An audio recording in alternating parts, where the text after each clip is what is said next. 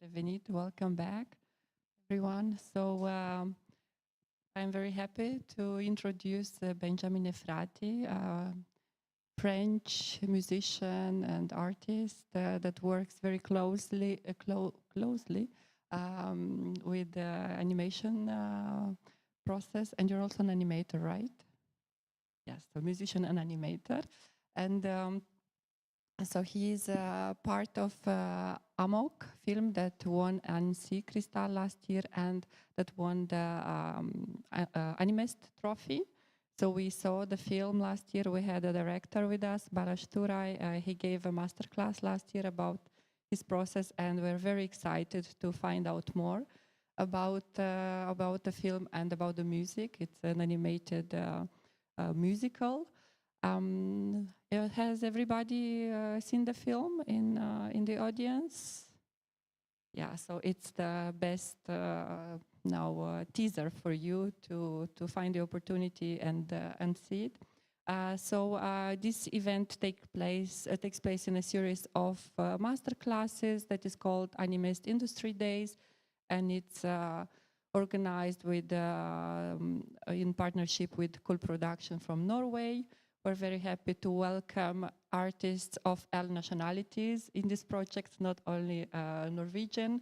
So I would like to give the floor to Benjamin, and we are very excited for you being here, and we're very interested in what you are going to share with us. Thank you.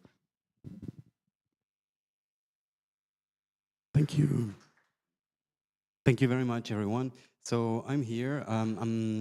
The plan was to tell you about how this film was made and how the music played a role in, like the script writing, the direction in general. I am going to give you a little insight, for starters, on why this film happened. So I guess some of you might be students. This is me and Balázs here. We're 18 years old and going to our, first holidays as young adults.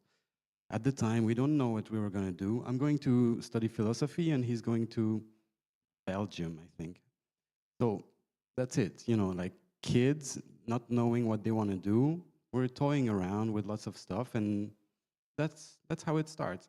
And I should warn you, this, if any of you were there in the previous talk, this is going to be a total 180. I am a Plan Z person. So here is a short presentation of what we did together.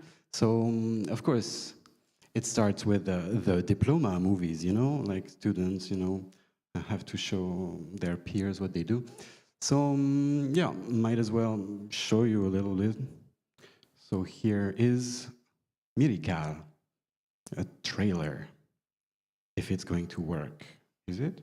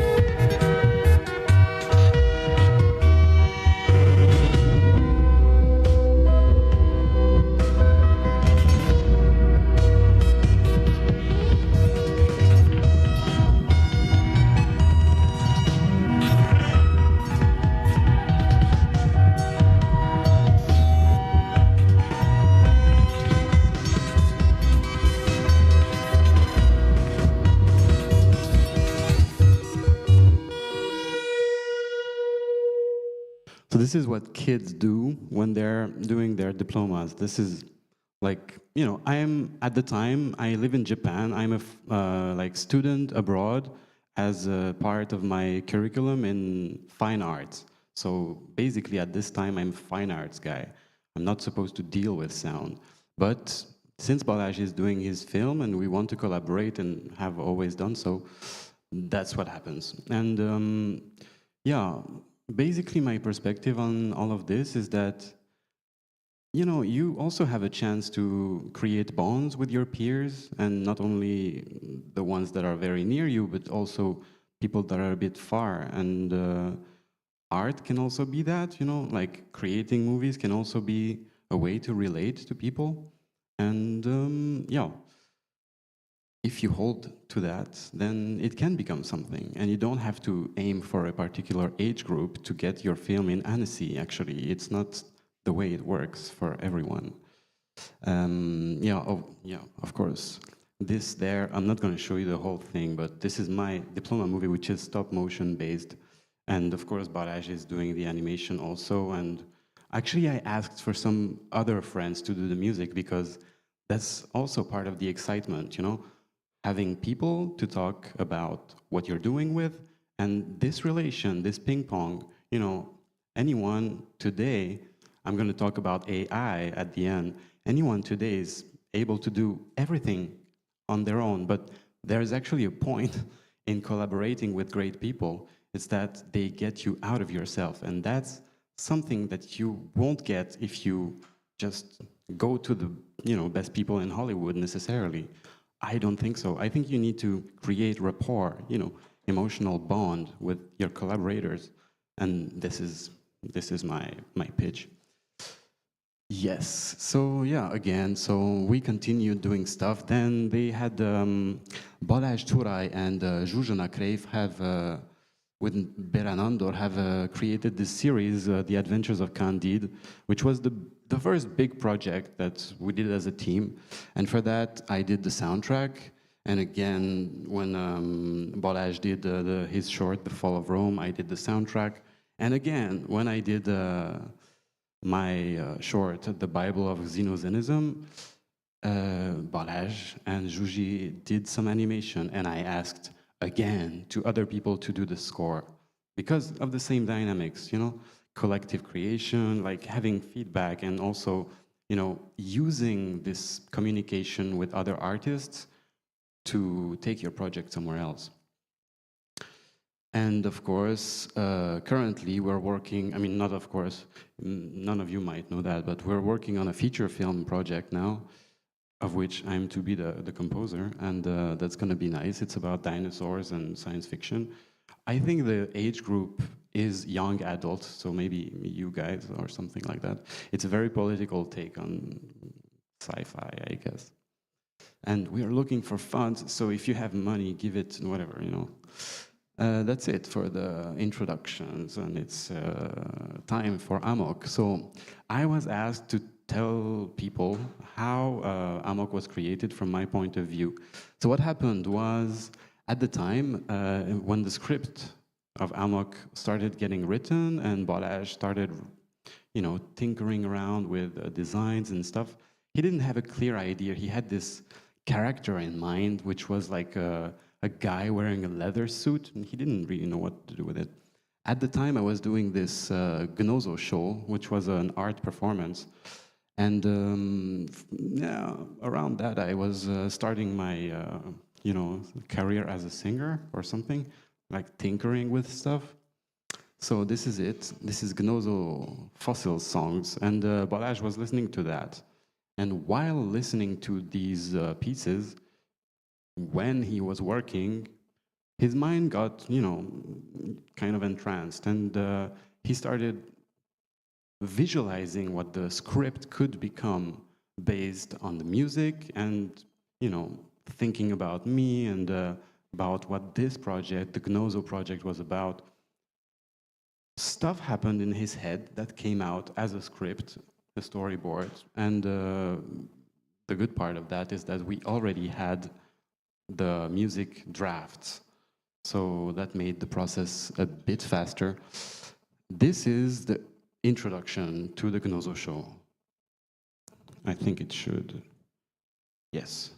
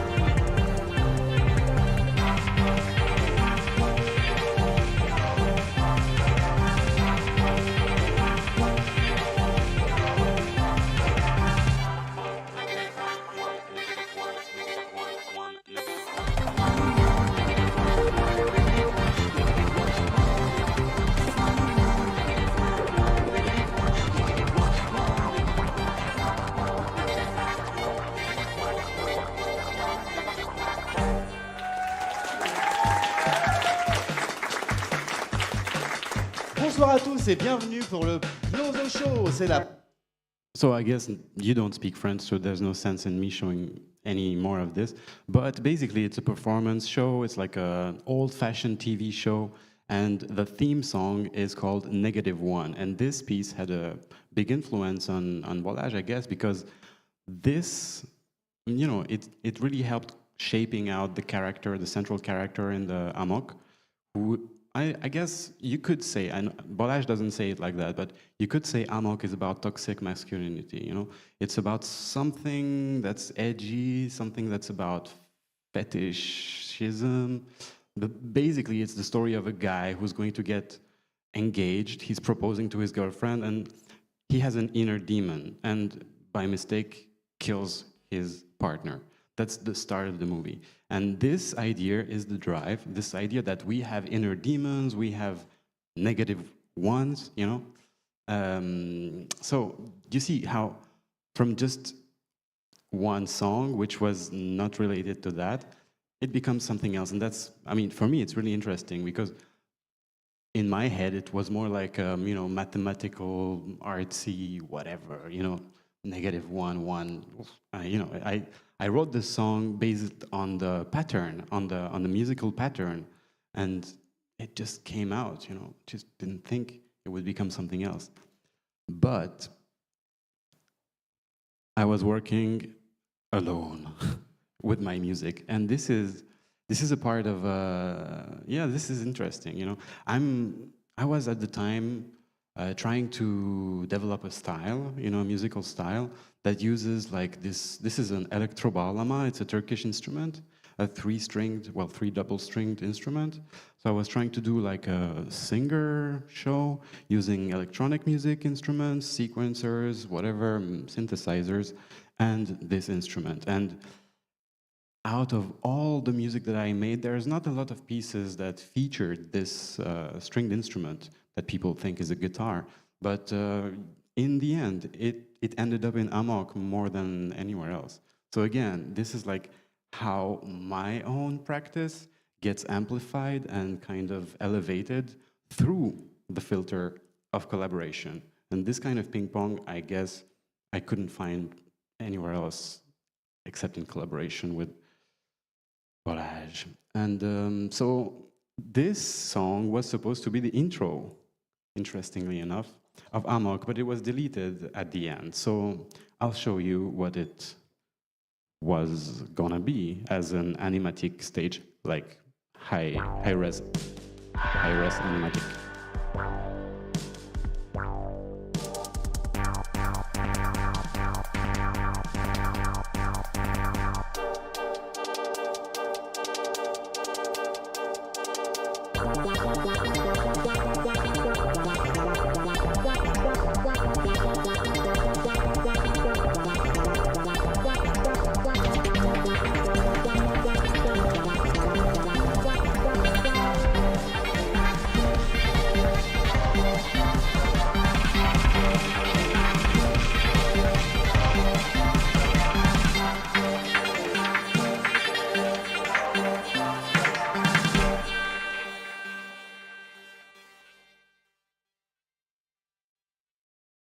And there you go. That's dramatic scene that's coming up. Yeah, that's -1, and this is like, for me. It's really important to remember that this was feeding the project, and I think, although it's not in the final project, it's an important part of it because of the way the script tries to show something about human nature, and which it's just crazy for me. Anyway, so proceeding with this, there's another song that's in the actual movie, and now I'm going to show you two versions, the animatic version and the final version. What's happening here is that, okay, I want to show you what it would have been like, what it was supposed to be like when I was finalizing the mix, and what it actually became, which surprised me. So again, ping pong, and the background artist, Mark, everything comes together. Anyway, so the concept of the song, Onu Sev, is Turkish. It means love him. In Turkey, there have been graffitis, which, okay, this is a bit sensitive, kind of political graffitis that kind of question the leadership, yeah? And that was, okay, so these graffitis were getting distorted by other graffiti people by adding letters. So it's very strange, but I saw this on the street, and what it meant once the revolutionary graffiti had been distorted, it meant love him, and meaning love the leader, love the whatever authoritarian leader or so. So I wrote a love song to the leader, like an ironic love song, like, yeah, you're trapped, you're trapped in your life, in your political life. You might as well, be happy that you know who's going to be the leader until you die. This is the song. And it became something completely different. It became a cheesy love song, actually. In the mind of Balázs, he didn't have this political background in mind. He didn't get it while listening to it on a loop. And he just used it. He wanted to use it as a love song, like something like that. So here is the animatic version.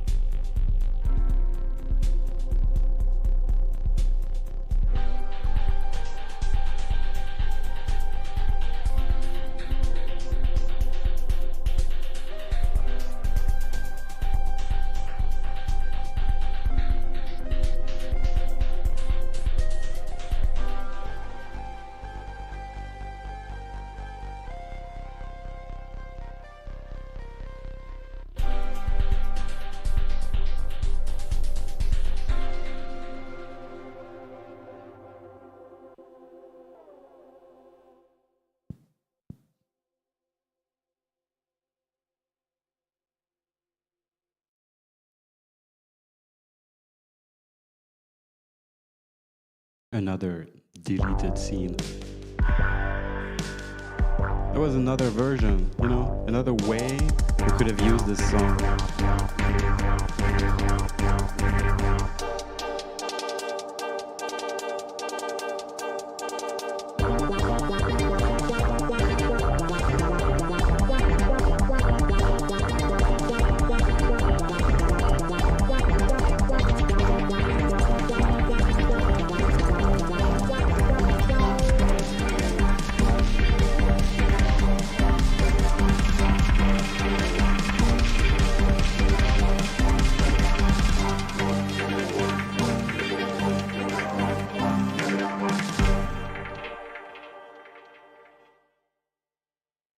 So yes, a lot of tinkering around here, you know, like taking things in, imagining new scenes, taking them out. Always, music plays a role here, but you know, the end product doesn't look like what's happening when you're working on it, and it's also important to have these moments, you know, trying things out, even going as far as producing such a high-level animatic, and then deciding to remove it. This kind of decision is, of course, it's important for anybody who's creating something. Helga, I'm going to have to ask you to take a picture of me for the next slide, if you accept, because, okay, it's not working. Why? Yes, because, oh wait, no, it's not. So let me explain. When I was looking at this in France, I couldn't watch this clip that I uploaded with my music on the film that I was working on, and the algorithm, you know, forbid me from looking at it. So it was like I was going to show you like, haha, it's a bug, yes, but it's not. In Romania, it's allowed, so I'm allowed to show you this. So this is the end version. I mean, the final version.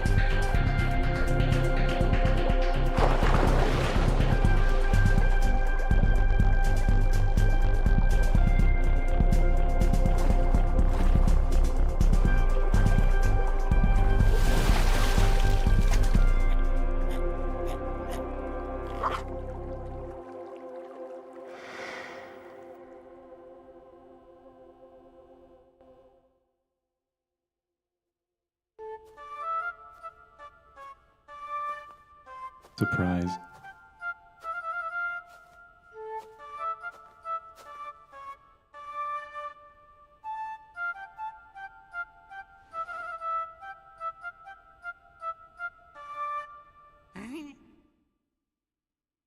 Asshole.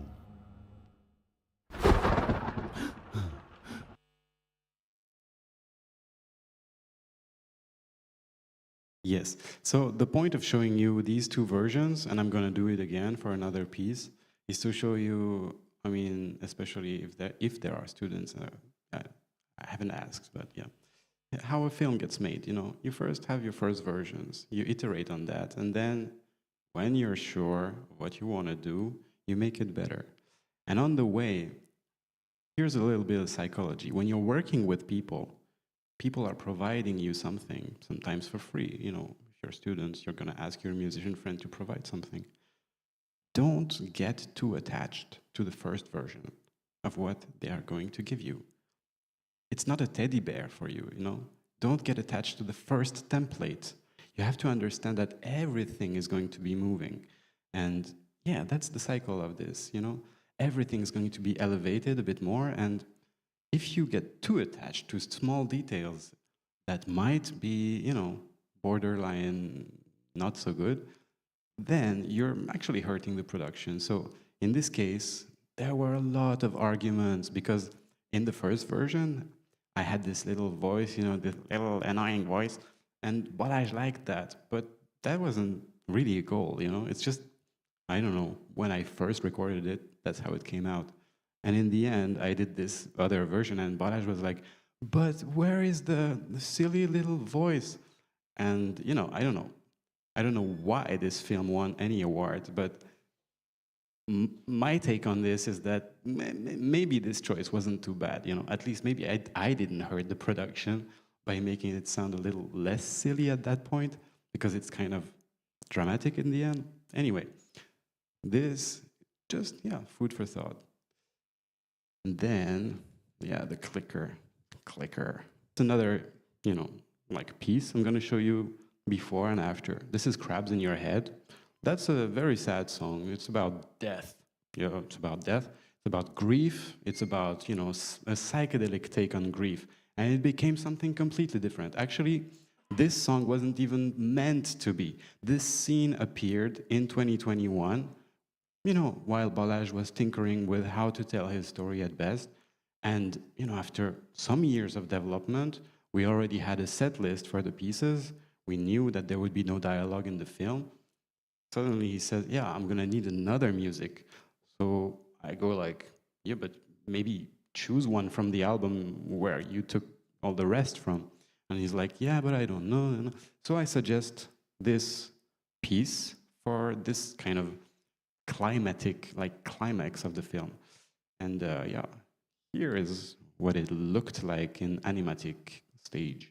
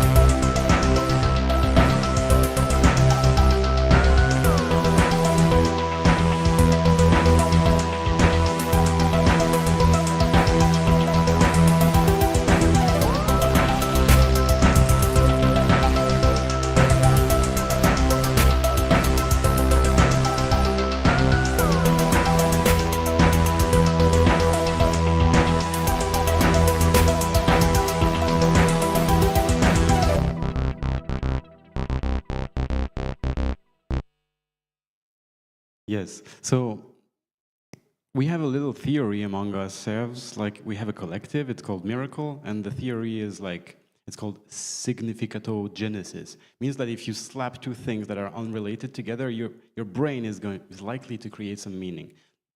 Basically, it's called art. Huh? And this is what happens here, because at first, my proposal is like, yeah, okay, so it's an action scene, we don't need lyrics. But then, you know, after a while, reconsidering it, thinking like, this is a great opportunity to make a very good version of the song. I really want to go for it. So I introduced the concept of having a cut in the lyrics, because this song is like 4 minutes something in the first place. This scene is much shorter. And yeah, so we did that, you know, and yeah, this is what it looks like.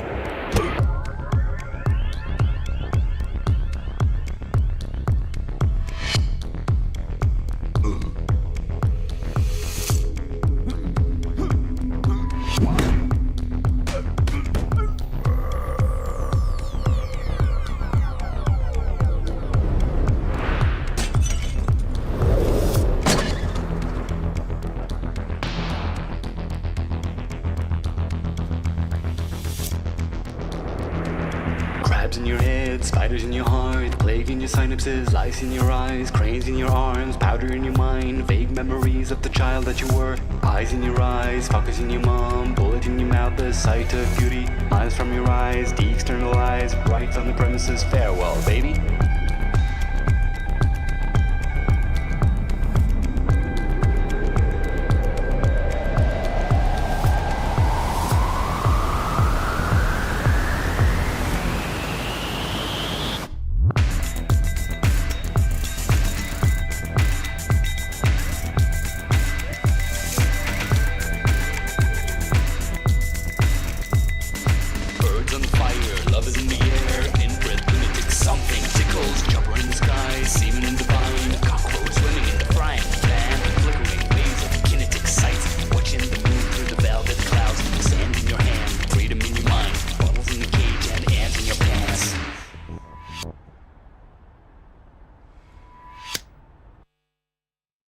That's still not the final version. Actually, the final version, there's a glitch. The bass line disappeared for some reason that I'm not aware of. But, so this is basically my favorite version, because it has the bass. And that's it for Amok. I think I spoiled the movie quite a lot. For any of you who might be tempted to see it, you might be able to piece the plot together if you watch it. It's not so long, it's like 15 minutes. So that's Amok, and yeah, this is a precedent, because in the past, for Candide, for The Fall of Rome, etc., and also for the other films that I wrote the music for, generally, like directors come to me and like, I have this film and I have this project, could you write the music, and so on. I go like, yes, I could, you know, at that point, I put myself into psychoanalyst mode and like, so what are your issues? When you were a child, were you okay? And so on, because you really have to dig into the other person's brain if you want to collaborate with them seriously, you know? And this time, that's not what we did. We did the opposite. Balázs started with my music, pre-existing music, and then ping pong, you know, we made it better, and that's how the film appeared. More workflows are on the table, you know, you can invent your own workflows. You can, as an animator, you can interrupt, you can intervene, you can try to make music, you can give ideas, you can, you know, like you can accept graphic ideas from musicians, and that's not just from musicians, it's like the background artist might have something very relevant to say. And I don't believe in this, you know, vertical hierarchy that the film industry is pushing over us, over you. Like, no, I don't like dictatorships. you know, and I'd like, you know, the film industry to be something else, to set an example for a better society, and, you know, where people, you know, can exist and can have a voice, and they're not just cogs in, you know, in a system. That's my little, you know, positions. And that's for Amok. That's it. That's how it was made. That's what I did. That's what we did. And I wanted to take this opportunity because nowadays you might have heard about a certain strike that happened in the US last year. Something like script writers, actors. Wow, AI is disrupting everything. Graphic artists are threatened. We don't need people anymore. Oh, damn. Well, maybe we do, you know. Maybe it's all about how we use those tools, but at this stage, it's your responsibility because you're the rising generation. I mean, I'm already an old person, so, you know, I can only, you know, tinker around with it, but you're able to completely take over these tools and demonstrate to the world what are the possibilities. Basically, my position is that AI is super cool as a tool that you should use, and don't let people who have the money in their hand decide what is going to happen. If we let the AIs rule, we're going to have, you know, very simple scripts that are based off of what was produced and what is going to skyrocket, what is going to be most profitable. I mean, everybody wants to be a successful person, but at what price, you know? Do you want to make dull productions? I don't. I mean, I certainly hope not. So, yeah, for illustrating my point, I tried to get some AI to do something, and this is my secret prompt that I own and that I will, you can try it, it's fun. The context of this is 5 or 6 years ago, I did a music jam with a guitar player who happens to be the head of a large computer company. He told me, "Oh, you're a music composer, but film industry doesn't need composers anymore. Film directors use sound banks. What you should do is produce 100,000 stupid musical ideas, put it on a platform, and it's open, you know, people can just grab it if they like." What kind of a life does this give me, you know? Like, just, okay, love song number 745. No. And also, this might be very well, you know, might very well be one of the reasons why the production is getting standardized over time. And I don't want standard production. I don't want every film to sound the same. I don't want that. I don't think anybody should want that. Okay, everybody wants success, but you don't have to, you know, in order to ideate, to create new ideas, it's not the right way, in my opinion, to start by asking, what do people like? You know, like, no, what do you want to do? There. And these were sound libraries, and today you can, you know, there's a large offer of sound libraries that work like that. Some of this content is good, some isn't, but basically it's all up to the people who use it. So even if you're considering using sound libraries, it might be a good idea to have a musically invested, you know, emotionally invested person in charge of that, because this is called curation. You can do a great soundtrack if you have a DJ friend that really thinks with their heart, you know, and just use sound banks to create something else. And this is my point about AI too. You can do whatever you want if you have somebody who's going to inject some heart on it, because we can be fascinated by whatever we find there, but really it's, you know, the risk is being shallow. So these arguments, like, did you say creative? Like, how is it creative for a director to go on a sound bank and, you know, just wait for the first thing that's going to... No, you have to spend time with... The music has an immense an immense emotional impact on people who watch movies. You cannot just discard it and think, oh, I'm saving 5,000 euros. Yes. You know, no, that's stupid. And the second argument, and who did you say gets paid how? Because these business models are really profiting the editors more than the creators. And this, again, it's a social, point of view, but I don't wish people to just, exploit the work of others, selling it. I was talking with music editors and I was outraged. These guys want, basically most of the money because their job is to find a fit and to tell directors, I have exactly what you need. Country blues, I have it, whatever. This is not my wish. That's not what I wish for, and that's my opinion. Yeah. And AI now, yes. So argument number one, freewheeling scripting, how did you say your AI gets trained? So this is one of the big arguments that people get about. AIs use content that was produced in the past and predict what the person who creates the query would like to receive as an output. I tried a few of them. They work. It's incredible. It's amazing.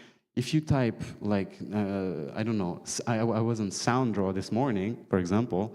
I went into the acoustic, Okay, generate acoustic music. What the fuck is acoustic music? What is this category? It's like a porn site, You have these categories that don't make sense. So acoustic music gave me guitar and xylophone and then some electronic drums, actually, because probably the AI has understood that what we call acoustic music isn't really acoustic music. You guys are just humans. You're stupid. And argument number two, cutting corners. What did you say the goal of this tool was? Artificial intelligence, is the point of this being fascinated in what a system does on its own? No. The point of this is relieving stress, tension, suffering from actual existing human beings. That's the point. Again, it's a very political statement on my part, but I wish that technology would be used to relieve inequalities, not make them worse.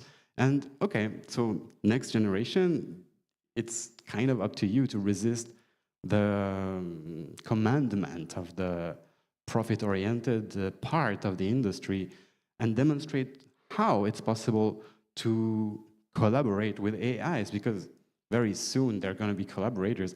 I have discussions with ChatGPT like it's my buddy, Hello, dear friend.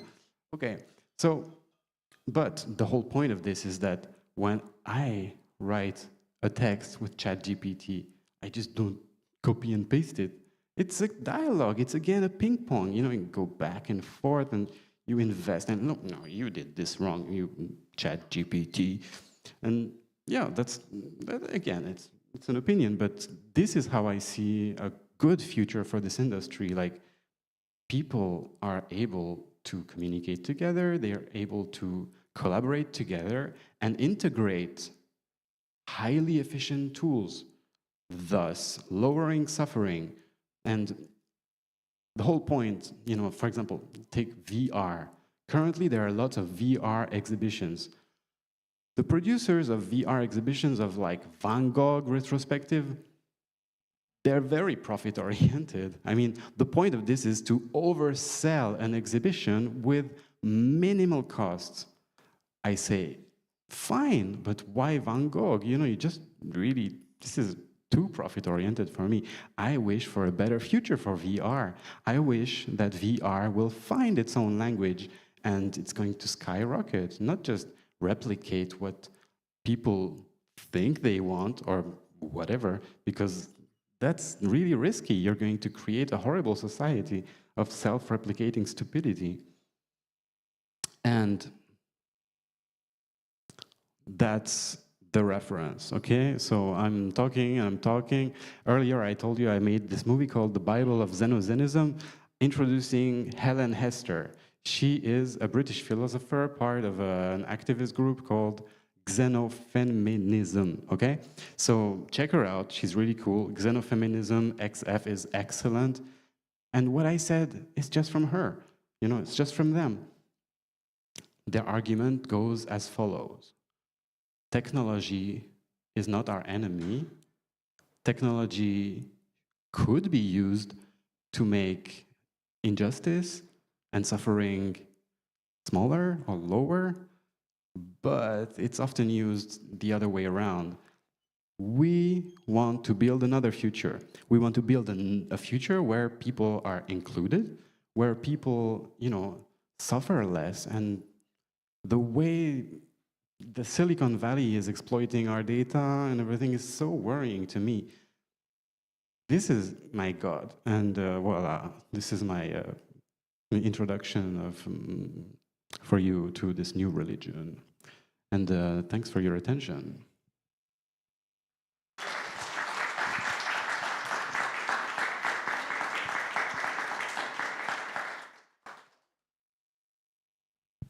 If you have any questions, of course, I'd be glad to answer or discuss here, there, or anywhere, because I guess we're kind of short on time, and the next talk is about to start.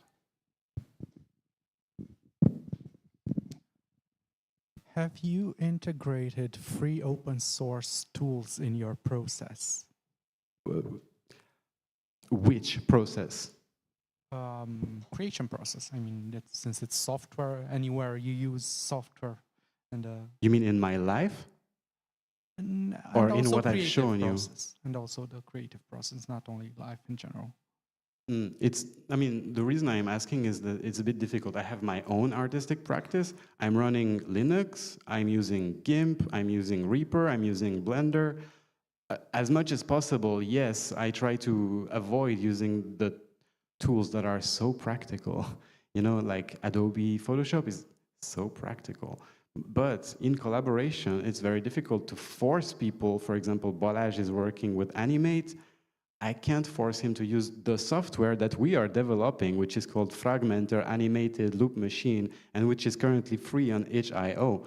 It's a bit more difficult and less secure. So you have to take into consideration your collaborators' comfort and suffering. Because sometimes if you lose your whole project because you want to be open source, it's a bit edgy. So I would encourage, and I love Blender's business model because they are, you know, after all these years, now large studios like Ubisoft are giving them a lot of money because they stopped using Maya and so on. So this is the proof that good open source software can prevail if, you know, it's allowed to. And for example, Reaper isn't free, but it's so cheap. It's crazy. And Reaper is it's a digital audio workstation. And you can use it for free forever if you don't want to pay the $60. This kind of business model, I think, is very solidarity-oriented and very encouraging for especially people who want to start tinkering with stuff. So that's my answer. Other questions?